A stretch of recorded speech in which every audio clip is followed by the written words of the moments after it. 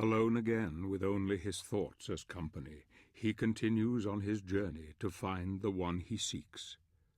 Who or what was that strange creature? There is a power here that few know, a power that could have some influence on events.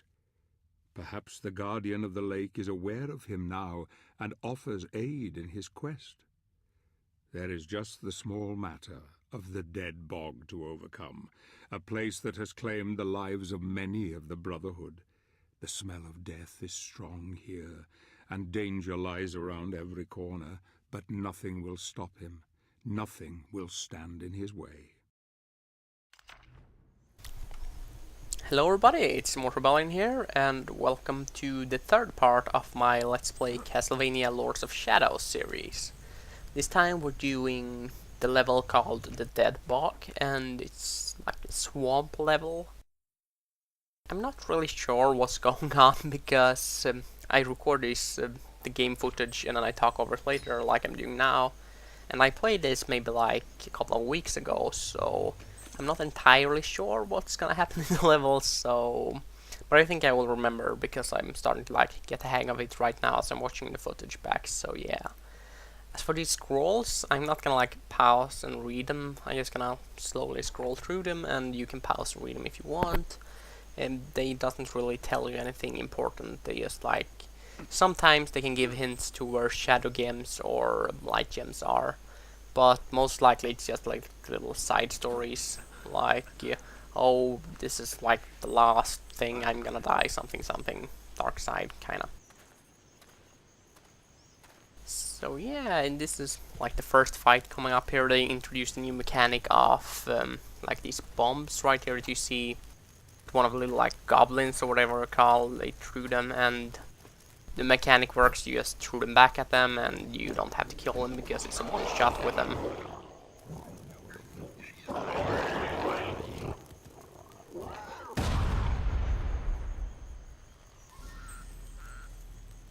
It's kinda not that good, I think. I mean, it's easier to just kill them with your cross, I think. It's much more fun at least. And also you don't have to time it as good, because usually by the time you get to the grenade, they explode and you take damage. And I also think if you're too close to the black goblin you threw that, you also take damage, so unless you need them to open doors, which you will need later on, you have like these like big locked gates. It's just easier to kill enemies by using your cross rather than trying to go for the grenades. At least I think that.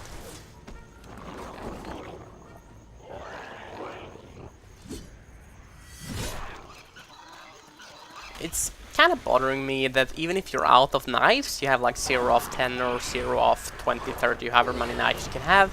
Even if you don't have any knives left, you still can throw a knife in the cutscenes, or Gabriel can. Which is kinda annoying because, I mean, he couldn't throw it at someone else. When I wanted to, why should he be able to throw it at someone in cutscenes? Small plot holes like that kinda annoys me. I mean, you would technically be able to break the cutscenes if he couldn't do that, but it's still kind of like something that bothers me slightly. So, because I knew that, because if you watched the last episode, I think I even did that there, run out of knives and then actually killed one of the lichens in the cutscene. Also that little, like, quick time events, if you want to know how to solve them, it's very simple.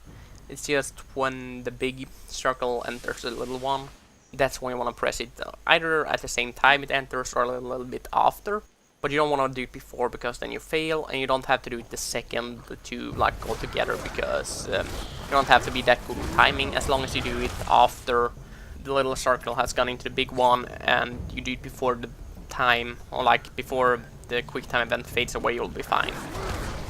It looks kind of weird because it doesn't give you any specific instructions. I think they might tell you the first time how to do, but most likely you didn't read that. But it's really, really simple once you get the hang of it. I'm doing a little bit of backtracking here. I think you can go either way right here.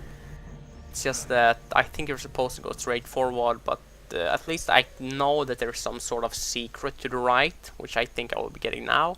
But you can go either way and you will be able to progress. You don't have to backtrack like I did, because once you jump down here, you will go the right way.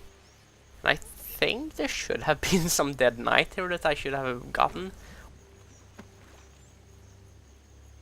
But you know, there's a lot of like side paths and stuff in this game. So if you really want to find like all the secrets, just like look around for like things that look suspicious, because most likely if they look a little bit like there's probably gonna be some secret there, most likely there is. And it's kind of fun because it like invites you to explore a lot more. And I think this is the way it would have gone if you would have gone straight through the little swamp thing rather than around like I did. And coming up some more, just I think they're goblins, or I don't know if they're goblins or if they're gnolls or trolls or whatever, something like that. I should know this. I'm very like sort of educated in like these creatures, especially mandrakes, as I told you. But that's just because Merciful Fate has a song named that. And obviously, like, as I mentioned in another video with like the whole Worgen or werewolf versus Lycans rant I had, also because of Merciful Fate, mostly. Or a little bit because of a band called Attic too, because they have like lyrics that touch both those subjects, so I just like had nothing to read up on Wikipedia about it. So again, here's like an example about how you actually use the grenades to open up paths. This isn't a locked gate, but it's a big tree, and you will see them later on as well, that you actually have to like throw grenades at objects, doors or trees to make them fall, like you see I did here. And it's very like self-explanatory, but I thought I just point it out because maybe some people watch this because they don't know what to do, and yeah. This is definitely one of those games that you actually have to look up help later on at least. There's like a few boss battles that I couldn't figure out myself, and a couple of like other things, especially one of the later battles. It's really like confusing, so I had to look it up, and I'm gonna do my best to explain those more like tricky parts as good as I can. And later on actually you have to do a move which they never tell you that you can do it, and you don't have to do it more than once in the entire game, and you didn't even get told that you could do it, so it's something like just random. It kind of reminds me of like old school games where you had like you didn't really have a tutorial, you just had like figure out for yourself where you had to go. Nowadays the games are kind of like exactly telling you what to do, how to do it, where to do it, and the most efficient way of doing so. So it's very sort of some guy standing beside you like, hey, you should do this now, you should go here and whatever. Well, as like ye old times games were like, you were set in some place and you had to like just make the best of it and without any help whatsoever, which is, I guess, a bit more realistic, but still I kind of prefer not having to like spend 2 hours on a boss battle just to realize that I was doing a very simple error or something like that. But it's kind of nice to have like a mix of them like this game has. I really like this game. I'd never played any Castlevania games before and never even heard of this game. I just found it at the library and was like, hey, this game looks cool, so I like borrowed it and it was really good, and I'm doing a let's play on it. And I can't wait for the new Castlevania game next year, which is, I think, sometime in February. The sequel to the game comes out. It looks to be really cool. You're actually, though, if you look at the trailer, kind of can figure out the ending of this game, so unless you kind of want that spoiled, don't look at it, because obviously you're gonna go and look at it now, but I mean, it won't spoil the ending, but it looks really, really cool. And this game has its flaws. For example, the camera can be a bit awkward sometimes and stuff like that, and I think they will actually have fixed that in the new game, and the graphics just looks amazing in the trailer.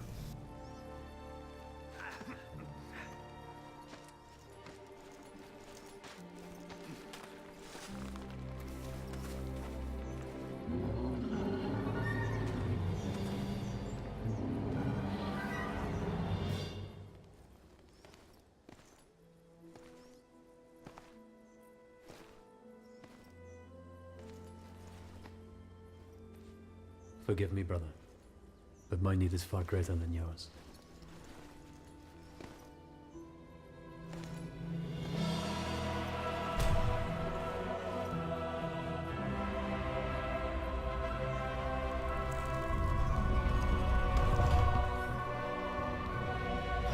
really epic actually.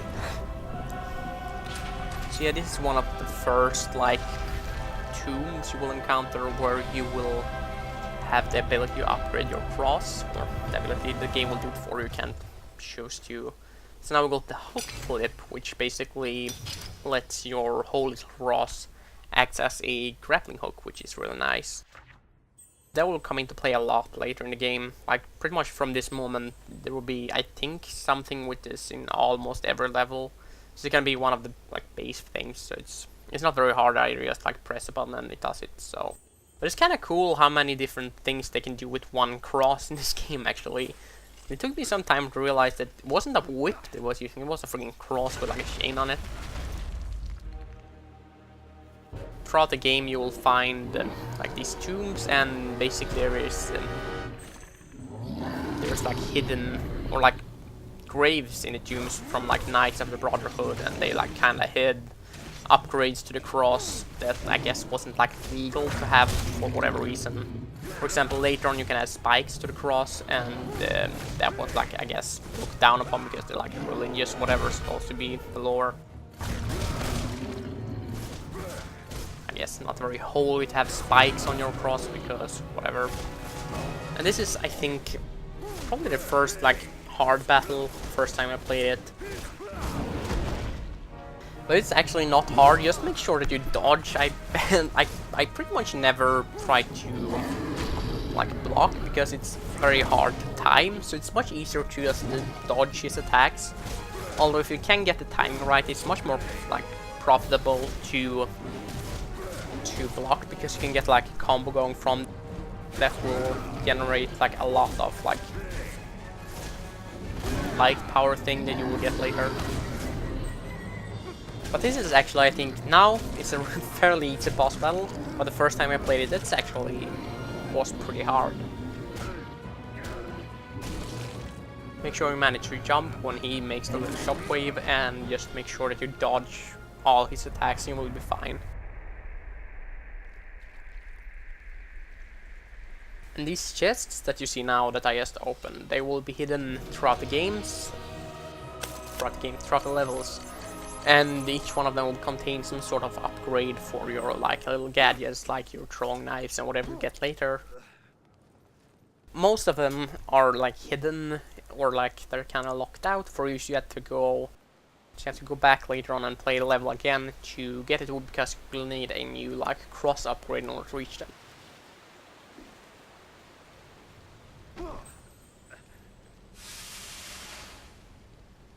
We're getting to the like end of the level now, very soon. We're gonna do some like parkour style thing right here. It's fairly simple. You get to use the new like grappling hook a bit, and very straightforward. You just follow the lines and stuff, or like the path, I guess. They have really made a nice job with the environments in this game. It looks really, really nice, especially looking back at it, like the background and stuff. It's very nice game. I never heard about it before I like saw it randomly at the library, which is actually a fairly good place if you want like cheap games, because you can borrow any game they have for free, and most likely they have like a fair amount of new games actually. I have like Skyrim in this game, and some, I think, GTA 4 and some stuff. Most of them I had played already, but still I hadn't played this game and it was great. Then I just said that it was an easy part, and I'm always struggling a bit just because I said it, I guess.